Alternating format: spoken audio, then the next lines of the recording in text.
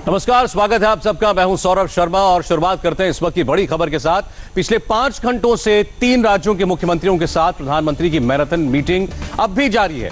30 में से 5 राज्यों के मुख्यमंत्री लॉकडाउन बढ़ाने के पक्ष में हैं। ये वो राज्य हैं जहां कोरोना का संक्रमण बहुत तेजी पर है। महाराष्ट्र के मुख्यमंत्री उद्धव ठाकरे का रुख सबसे कड़ा है। उद्धव ठाकरे ने प्रधानमंत्री से कहा है कि जब चीन के वुहान में कोरोना दोबारा लौटा है तो हमें हड़बड़ी नहीं करनी चाहिए। लेकिन 25 राज्यों के मुख्यमंत्री 17 मई के बाद लॉकडाउन को हटाना चाहते हैं। कंटेनमेंट जोन को छोड़कर वो अपने राज्यों के बाकी हिस्सों को खोलने के लिए तैयार हैं। लॉकडाउन का ताला खोलने का फैसला प्रधानमंत्री देश को बताएंगे। उन्होंने इसकी शर्तें निर्धारित कर दी हैं। आज की मीटिंग में किस किस मुख्यमंत्री ने क्या कहा, प्रधानमंत्री ने उनको कैसे सुना, मीटिंग के अंदर की रिपोर्ट देखिए।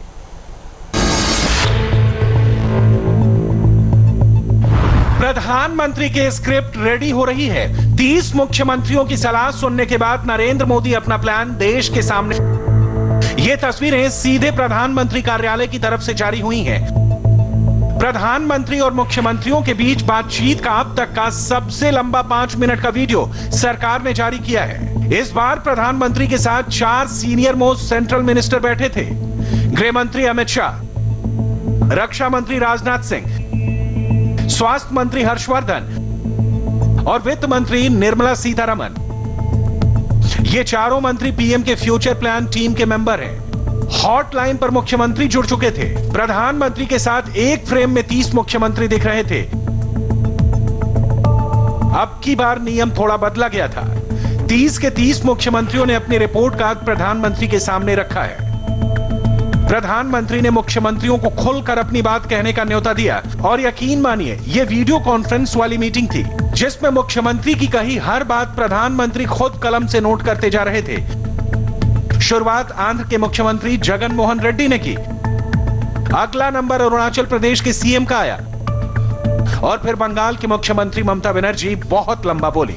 ममता की बातों में शिकायतें भी थी और सियासत भी, लेकिन प्रधानमंत्री ने सब नोट किया।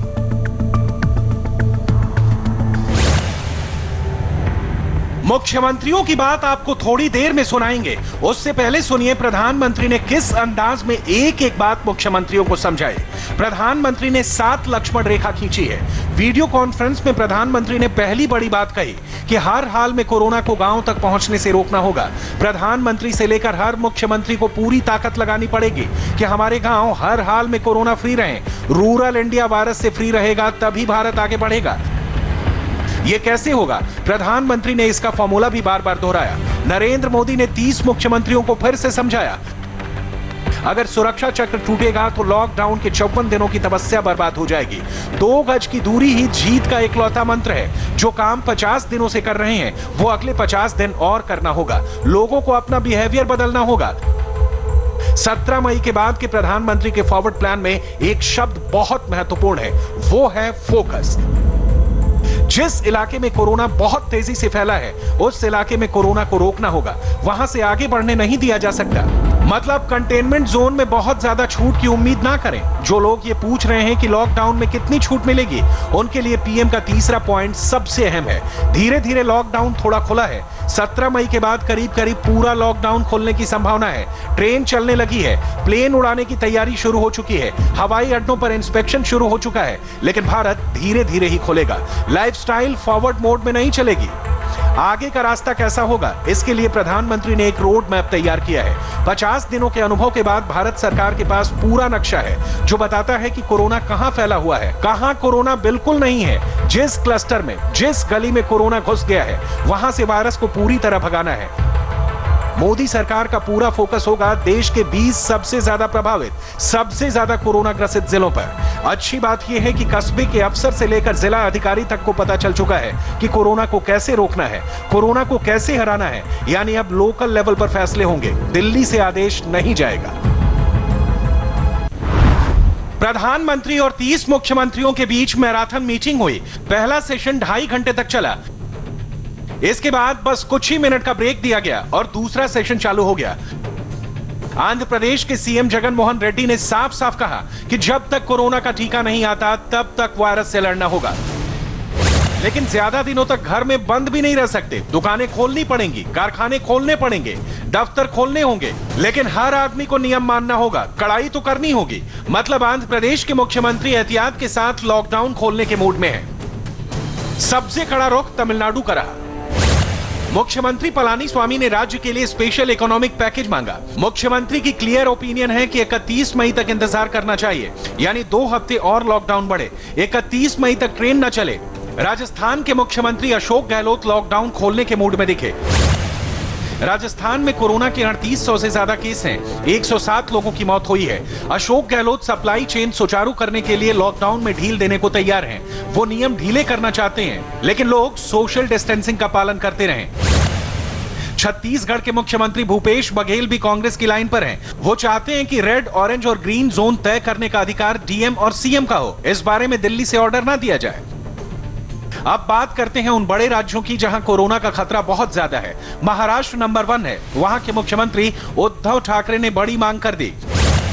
उद्धव के करीबी लोगों ने बताया कि सीएम लॉकडाउन पूरी तरह से हटाने के पक्ष में नहीं है। उन्होंने राज्य के लिए पैसा मांगा, वेंटिलेटर और पीपीई पर जीएसटी हटाने की मांग की। वो चाहते हैं कि ग्रीन जोन में सारे काम हो, एक जिले से दूसरे जिले में आने जाने दिया जाए, लेकिन जबरदस्त चेकिंग की जाए।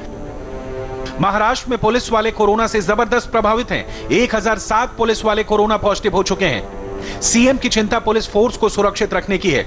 उन्होंने प्रधानमंत्री से कहा कि केंद्र को पैरामिलिट्री फोर्स भेजनी चाहिए, इससे राज्य पुलिस को मदद मिलेगी। उद्धव प्रवासी मजदूरों को मुंबई से निकालने के भी पक्ष में नहीं है। वो केंद्र से मदद चाहते हैं, जिससे मजदूर वहीं रहें, ताकि फैक्ट्री खुले तो काम शुरू करने में दिक्कत ना हो। पंजाब के मुख्यमंत्री कैप्टन अमरिंदर सिंह ने भी करीब करीब कांग्रेस पार्टी की ही लाइन पर बात रखी। अमरिंदर चाहते हैं कि रेड, ऑरेंज और ग्रीन जोन का फैसला दिल्ली ना करे, बल्कि राज्य करें। किस जिले में कल कारखाने खोलें, यह फैसला डीएम और सीएम मिलकर करें। कैप्टन की राय है कि उनके पास सरकार चलाने के लिए पैसा नहीं बचा है, इसलिए फाइनेंस कमीशन जल्दी से रिव्यू करे और राज्य की मदद करे। अब बात गुजरात की, जहां अहमदाबाद सबसे बड़ा हॉटस्पॉट बना हुआ है। यहां होम डिलीवरी शुरू हो गई है। पीएम के साथ मीटिंग में मुख्यमंत्रियों से पहले गृह मंत्री अमित शाह बोले। उन्होंने मुख्यमंत्रियों को सबसे ज्यादा आरोग्य सेतु ऐप के बारे में समझाया। कोरोना को हराने में आरोग्य सेतु ही भारत का सबसे बड़ा हथियार है। अब तक 9 करोड़ 80 लाख यूजर्स ने आरोग्य सेतु को अपनाया है। अब तक कोरोना के 13,000 मरीजों की जानकारी आरोग्य सेतु से मिली है। 1,40,000 रिस्क फैक्टर वाले लोगों से इसके जरिए इत्तला किया गया है। करीब 1,000 संभावित हॉटस्पॉट वाली जगहों के बारे में पता लगाया गया है। जिला स्तर के अधिकारियों को इसके बारे में बताकर प्रिवेंटिव मेजर्स उठाए गए हैं। आरोग्य सेतु ऐप में किसी भी यूजर का नाम यूज नहीं किया जाता है। पहली बार लॉगिन करते ही एक यूनिक आईडी जनरेट होती है। उसी आईडी पर सारी सूचनाएं दर्ज होती रहती हैं, यानी इसमें डेटा पूरी तरह से सुरक्षित है।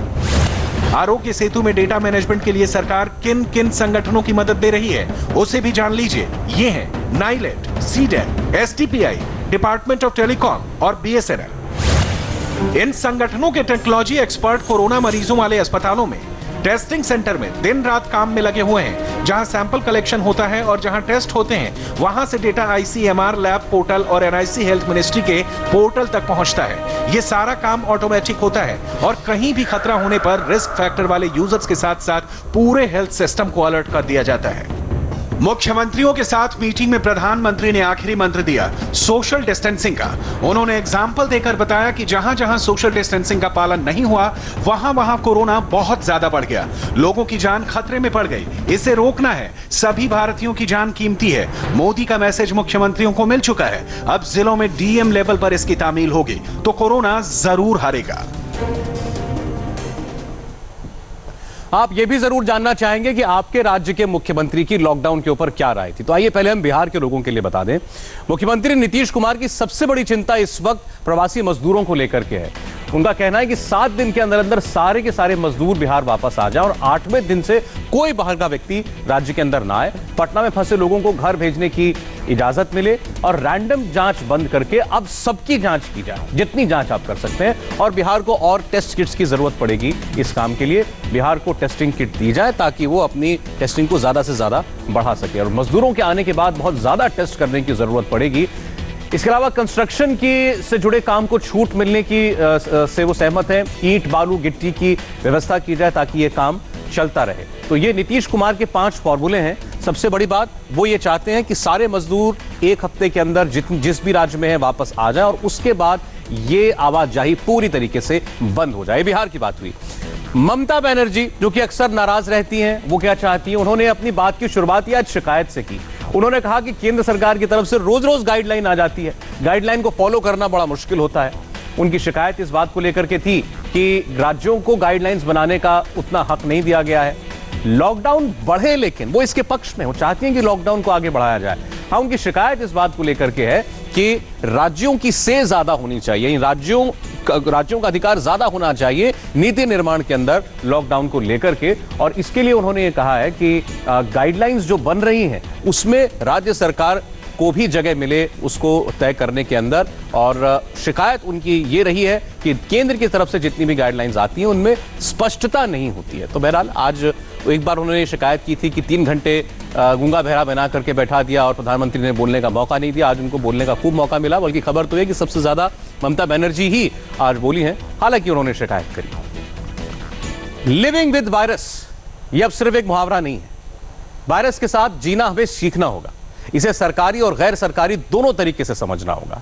17 मई के बाद रियायत मिलने की संभावना जरूर है, और अगर रियायत मिलती है तो इसके बाद कैसे जीना है, ये बात समझाने के लिए हमने दुनिया के उन सभी देशों के पैटर्न को फॉलो किया जिन्होंने अपने यहां लॉकडाउन में देर सवेर छूट दी।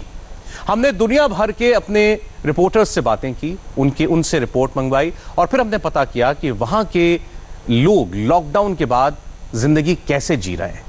इसके बाद ये रिपोर्ट तैयार की है, इसे आप सबको जरूर देखना चाहिए।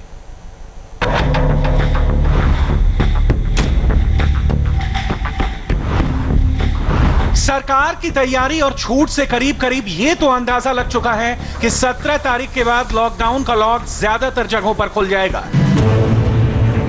क्योंकि कोरोना कब जाएगा, कब इसकी वैक्सीन और दवा आएगी, इसकी कोई गारंटी नहीं। कोरोना के साथ जीना सीखना होगा।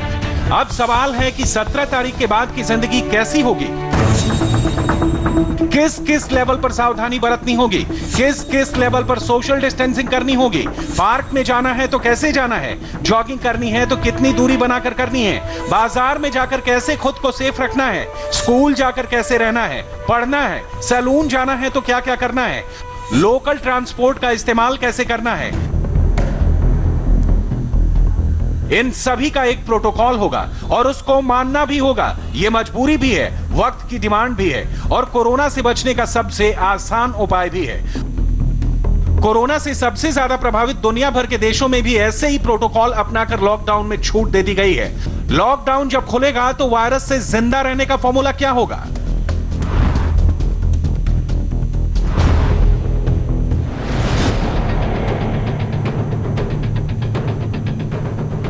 एक तस्वीर स्पेन की है और दूसरी तस्वीर इटली की। दोनों जगहों पर लॉकडाउन में छूट दी गई है।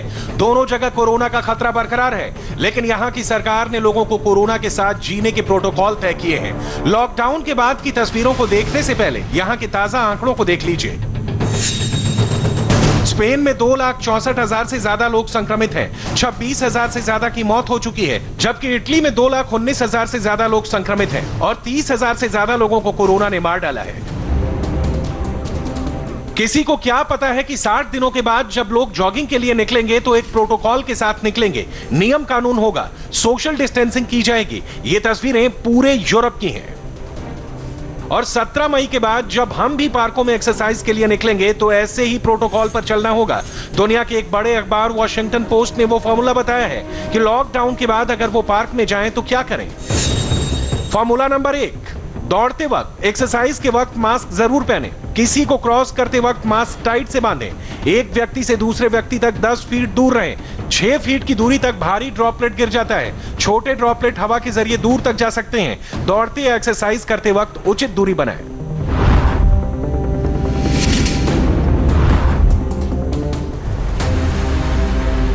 लिव विथ वायरस, जिसका मतलब है वायरस के साथ रहकर वायरस को हराना।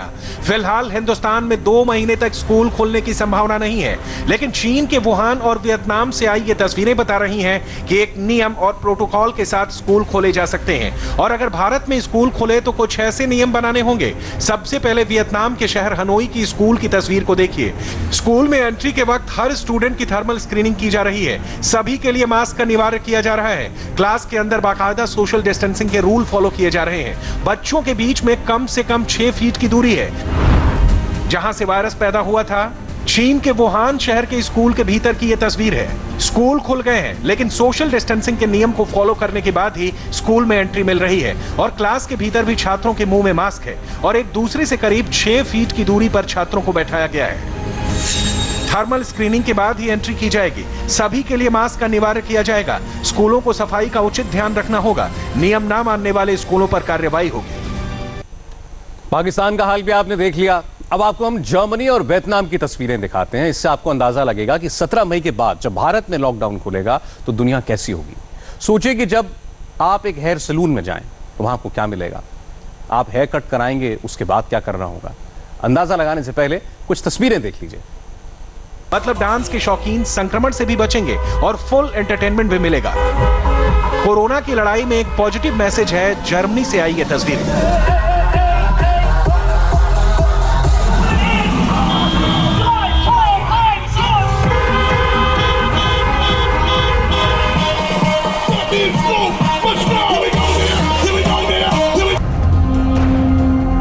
सत्रह मई के बाद सरकार की बाजार को भी खोलने की प्लानिंग है, लेकिन सवाल है कि इतनी बड़ी आबादी में ये चैलेंज पूरा कैसे होगा। सरकार नियम तो बना देगी, लेकिन उसे फॉलो करना हमारी आपकी जिम्मेदारी है।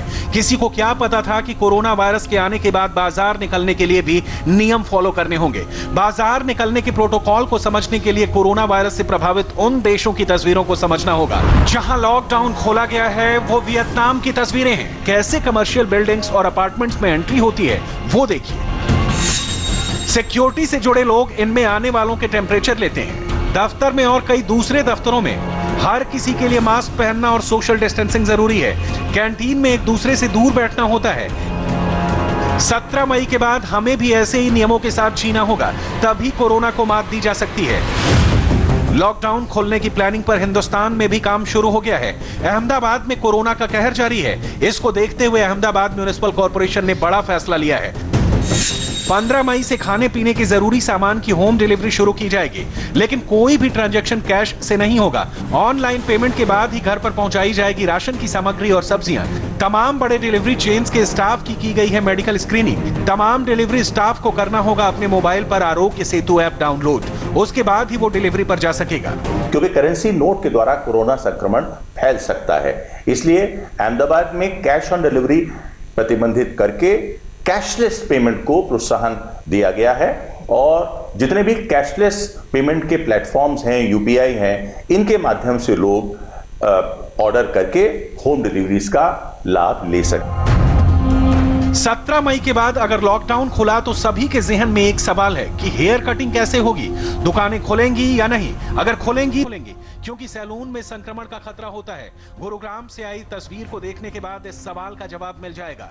सोमवार को शर्तों के साथ हरियाणा में सैलून और ब्यूटी पार्लर खोलने के आदेश आए, जिसके बाद कई इलाकों में सैलून खुले। इस तस्वीर को देखिए। सैलून में सभी ग्लव्स और पीपीई किट पहनकर हेयर कटिंग कर रहे हैं। सेफ्टी के पूरे नियम का पालन किया जा रहा है। अब जब आप सैलून में जाएं तो खुद आपको क्या हिदायत बरतनी है, उस पर ध्यान देना बेहद जरूरी है। सैलून में मास्क पहनकर और खुद सैनिटाइज होकर जाएं। सैलून के तौलिया का उपयोग ना करें। संभव हो तो अपना लें। साफ कैंची, कंघी और उपकरणों का प्रयोग करने को कहें। सैलून सदस्य से दस्ताने या मास्क पहनकर काम करने को कहें। मालिश या फेशियल लेते समय फ्रेश पैकेट खोलने के लिए कहें। दवा या फिटकरी का उपयोग से पहले हाइजीनिक स्थिति के बारे में सोचें। नंबर आने तक सैलून के भीतर ना बैठें। यदि संभव हो तो अपनी कार में बैठें। सैलून से बाहर निकलने के बाद अपने हाथ को साफ करें। हम लोग क्या कर रहे हैं, एम्प्लॉय के लिए हम लोगों ने पीपी किट यूज़ किया हुआ है, ग्लव्स यूज़ कर रहे हैं, मास्क यूज़ कर रहे हैं, जिससे एम्प्लॉयों को भी किसी तरीके से काम करने में डर ना हो। हमने पूरी व्यवस्था की हुई है।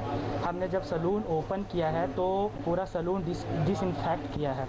हम लोग सैनिटाइज़ कर रहे हैं बार बार पूरे सैलून को, पूरे फ्लोर को, जिससे लोगों में किसी तरीके का डर ना हो। कस्टमर के लिए हम लोगों ने disposable towel, disposable cutting sheet और ये सब काफ़ी चीज़ें, डिस्पोजेबल वैक्सीन किट, ये सब हम यूज़ कर रहे हैं, जिसमें कस्टमर को कोई डरने की ज़रूरत नहीं है। इन एडवाइस को दिमाग में रखकर अनुशासन के साथ सावधानी से पालन करेंगे तो वायरस के साथ रहकर भी वायरस को हरा सकते हैं। दुनिया में कोरोना के कितने नंबर हैं, दुनिया का कोरोना ग्राफ भी आपने देख लिया। अब आपको हम देश में कोरोना के नंबर दिखाते हैं। 24 घंटों में देश में सबसे ज्यादा नए मामले सामने आए, 4000 से ज्यादा मामले, और 95 से ज्यादा लोगों की मौत हो गई। देश में कोरोना के कुल मामले अब 67,000 के पार चले गए हैं। पिछले 24 घंटे में कोरोना क्यों बेकाबू होता दिखा, देखिए।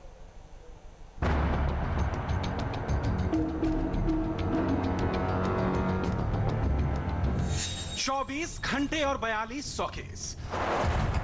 कोरोना काल के 24 घंटे सबसे मनहूस रहे। जब एक साथ इतने केस आए, अभी तो लॉकडाउन में हल्की फुल्की रियायत दी जा रही है, तब ऐसी हालत हो गई। सोचिए आगे क्या होने वाला है। देश में पहली बार एक दिन में 4200 से ज्यादा केस आए। कैसे आए, कहां से आए, अब यह समझिए। महाराष्ट्र में 1278 नए मामले, मध्य प्रदेश से 200 से ज्यादा मामले, तमिलनाडु से 750 से ज्यादा, गुजरात से 400 से ज्यादा, दिल्ली से 310 से ज्यादा, पश्चिम बंगाल से 160 से ज्यादा, राजस्थान से 100 से ज्यादा, उत्तर प्रदेश से 102 से ज्यादा, बिहार से 85 से ज्यादा। लेकिन राहत की बात यह है कि पिछले 24 घंटे में 2000 से ज्यादा लोग भी रिकवर हुए हैं, जो अपने आप में एक रिकॉर्ड है। मुंबई में कोरोना मीटर 14,000 के करीब गया है। 24 घंटे में 1000 से ज्यादा केस आए हैं और 19 की मौत हुई है। दिल्ली में पिछले 24 घंटे में 349 केस, 5 की मौत, कोरोना मीटर 7000 के पार। अहमदाबाद, सिर्फ अहमदाबाद में 24 घंटे में 266 केस आए और कोरोना मीटर 6000 के पार पहुंच गया।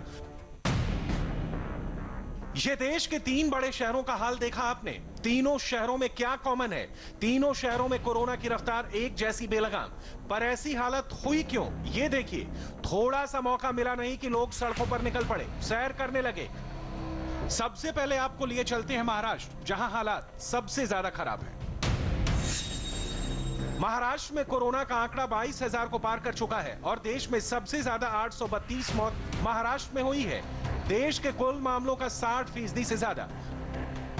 महाराष्ट्र सरकार की टेंशन कैसे हाई हो गई है, संवाददाता राजीव कुमार की इस रिपोर्ट से समझिए। रविवार को महाराष्ट्र के स्वास्थ्य विभाग ने कोरोना के चलते हुई मौतों का जो आंकड़ा जारी किया, वो महाराष्ट्र सरकार की चिंता बढ़ाने वाला था, क्योंकि अभी तक कोरोना के चलते एक दिन में सबसे ज्यादा मौतें बीते रविवार को दर्ज की गई, जिसमें 53 लोगों की मौत स्वास्थ्य विभाग ने बताया। 14 लोगों की मौत सिर्फ नासिक के मालेगांव में हुई कोरोना के चलते, जबकि मुंबई में 19 लोगों की मौत रिकॉर्ड की गई। कोरोना पॉजिटिव केसेस पूरे राज्य में रविवार को 1278 मिले, जिसमें 875 केस सिर्फ मुंबई से थे। ऐसे में समझ सकते हैं कि किस तरह से मुंबई शहर कोरोना की चपेट में है। अब इन तस्वीरों को देखिए। सरकार के लाख समझाने पर भी लोग नहीं मान रहे। उसके बाद मुंबई पुलिस को एक्शन में आना पड़ा। अब नाकेबंदी करके बेपरवाही से घूमते लोगों पर नकेल कसी जा रही है। जो लोग सोशल डिस्टेंसिंग को नहीं मान रहे या सरकार की गाइडलाइन को फॉलो नहीं कर रहे, उनके साथ मुंबई पुलिस क्या कर रही है, ये ग्राउंड रिपोर्ट देखिए। सड़कों पर निकलते हैं अपनी गाड़ियां लेकर या फिर यूं ही गलियों में घूमते हैं, उन तमाम लोगों को उनके घरों में रहने की हिदायत देना हो, सख्ती से लॉकडाउन का पालन करवाना हो, सोशल डिस्टेंसिंग का पालन करवाना हो, हर तरह की जिम्मेदारी मुंबई पुलिस के पास में है। इस कर्मचारियों के लिए बहुत ज्यादा मुश्किल हो जाती है, क्योंकि अगर ये किसी भी शख्स से उनके दस्तावेज मांगते हैं, उनके लाइसेंस पूछते हैं तो जाहिर बात है कि उनके क्लोज कांटेक्ट में जाना पड़ता है और कई बार कोरोना के संक्रमण का शिकार अगर कोई शख्स इनके क्लोज कांटेक्ट में आ जाता है तो इनके लिए भी दिक्कत हो जाती है। आप देखिए यहाँ पर एक कार चालक को रोका गया है, इनकी गाड़ी जो है साइड में लगवाई जा रही है। इन्होंने मास्क नहीं लगाया था और यह देखिए कई ऐसे जो हैं बाइक सवार हैं, इनको भी रोका जा रहा है, इनको भी पूछा जा रहा है। बरतते भी है और लोगों को भी यही सलाह देते कि वो भी पूरी तरह से सुरक्षा बरता है। लेकिन ड्यूटी तो करनी है, जैसे कि हम पब्लिक सर्वेंट है, ड्यूटी करनी है। हमारे भी छोटे छोटे बच्चे हैं, उनकी भी डिमांड रहती है कि मम्मा जाओ मत आप ड्यूटी पे, लेकिन काम तो करना है। ऑर्थर रोड जेल भी बहुत बड़े कंटेनमेंट जोन में तब्दील होता जा रहा है, जिससे पुलिस महकमे और जेल प्रशासन की नींद उड़ी है। कल ऑर्थर रोड जेल में 81 कैदी पॉजिटिव पाए गए। इस तरह 158 कैदी कोरोना संक्रमित हो गए। 26 जेल स्टाफ पॉजिटिव पाए गए। अभी भी मुंबई में 15,000 से ज्यादा सस्पेक्ट पेशेंट भर्ती हैं। इससे आप अंदाजा लगा सकते हैं कि मुंबई में क्या हालत होने वाली है। फिलहाल जेल प्रशासन ने कुछ और कैदियों के स्वैब लिए हैं, उनकी टेस्टिंग कराई जा रही है कि क्या इन कैदियों के संपर्क में कुछ और लोग भी आए थे, क्योंकि जो लोग पॉजिटिव पाए गए हैं उनके क्लोज कांटेक्ट की पड़ताल करना बेहद जरूरी है। ऐसे में उनके क्लोज कांटेक्ट की पड़ताल करने के बाद में और कितने कैदी जो हैं वो कोरोना पॉजिटिव हैं या नहीं है उसकी जानकारी ली जा रही है। सबसे अहम बात यह है कि शुरुआत में जो कैदी कोरोना पॉजिटिव पाए गए थे उनको चेंबूर के माहौल में क्वारंटाइन किया गया था, वहां पर उनका मेडिकल ट्रीटमेंट चल रहा था। लेकिन चेंबूर इलाका जो है मुंबई के आर्थर रोड जेल से काफी डिस्टेंस पर है। ऐसे में चाहे मेडिकल टीम प्रोवाइड करना हो या फिर लॉ एंड ऑर्डर की बात हो, सुरक्षा के लिहाज से कहीं ना कहीं बहुत ज्यादा दिक्कत हो रही थी। इसी वजह से अब आर्थर रोड जेल के अंदर ही सर्कल नंबर 3 और सर्कल नंबर 10 में ही कोविड केयर सेंटर बनाया गया है।